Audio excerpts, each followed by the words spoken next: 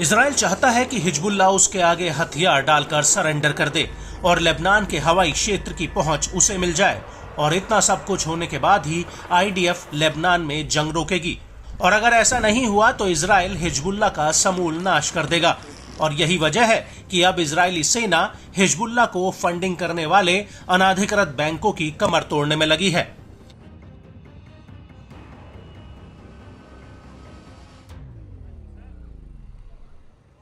वहीं दूसरी तरफ हिजबुल्लाह भी इजराइल के हमलों का जवाब दे रहा है, और अब इसी कड़ी में हिजबुल्लाह ने आईडीएफ को बहुत बड़ा झटका दिया है। हिजबुल्लाह ने आईडीएफ की कॉम्बैट इंजीनियरिंग यूनिट के जमावड़े पर एक एंटी टैंक गाइडेड मिसाइल से हमला किया। आपको बता दें कि आईडीएफ की ये यूनिट फर्स्ट पैदल गोलानी ब्रिगेड की सहायक यूनिट है। हिजबुल्लाह का कहना है कि उसने इस यूनिट पर 2 anti tank guided missile fire की, जिसमें आईडीएफ के कम से कम 8 जवान घायल हुए हैं। हिजबुल्लाह ने इस हमले का एक वीडियो भी रिलीज किया है, जिसमें साफ दिख रहा है कि हरियाली के बीच से हिजबुल्लाह का एक लड़ाका एक एंटी टैंक मिसाइल फायर करता है। ये मिसाइल बॉर्डर के पास आईडीएफ के जमावड़े के पास जा गिरती है, जहां पर करीब 8 सैनिक तैनात होते हैं, और इसके बाद ये मिसाइल वहां जाकर फट जाती है।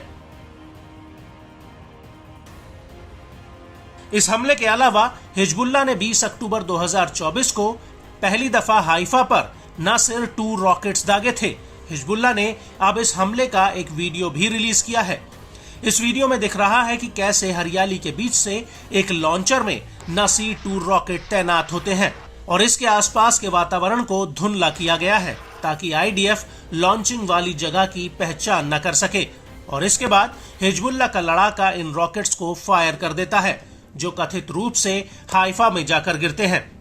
आपको बता दें कि हिजबुल्लाह ने नासिर 2 रॉकेट्स की कुछ खासियतें भी बताई हैं। हिजबुल्लाह के मुताबिक ये 302 mm का कैलिबर है। ये 140 किलो विस्फोटक ले जा सकता है। इसका कुल वजन 650 किलोग्राम है। इसकी रेंज 150 किलोमीटर तक है। ये 5 मीटर की दूरी में सटीक हमला करता है। ये रॉकेट इलेक्ट्रॉनिक वॉरफेयर से भी बच निकलता है।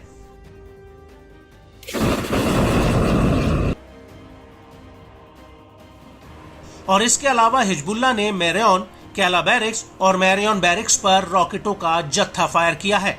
हिजबुल्लाह का यह भी कहना है कि उसने मैलत तरशीहा सेटलमेंट पर भी बमबारी की है।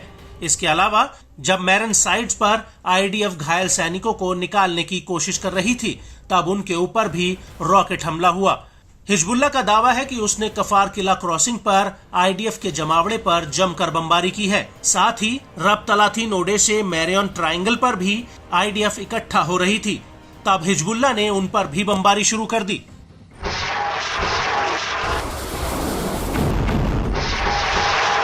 हिजबुल्लाह के मुताबिक उसने दोपहर करीब 1:45 पर एलतहा शहर सेटलमेंट के कैंप 100 पर भी रॉकेटों का पूरा जत्था फायर किया, और इसके कुछ ही देर बाद कारमेल सेटलमेंट पर रॉकेटों की बौछार कर दी। हिजबुल्लाह का दावा है कि जब आईडीएफ के लड़ाकू जेट्स लेबनान के हवाई क्षेत्र में घुसने की कोशिश कर रहे थे, तब उनके ऊपर भी जमीन से हवा में वार करने वाली मिसाइलें दागी गईं, जिसकी वजह से इन जेट्स को उल्टे पांव लौटना पड़ा।